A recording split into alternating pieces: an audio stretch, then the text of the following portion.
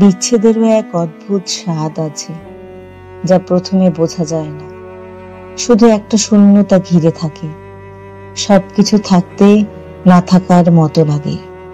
প্রথম দিকে মনে হয় তাকে ছাড়া একটুও থাকা যাবে না, পরে ধীরে ধীরে অভ্যাস হয়ে যায়। তবুও একটা কান্না জমে থাকে ভিতরে।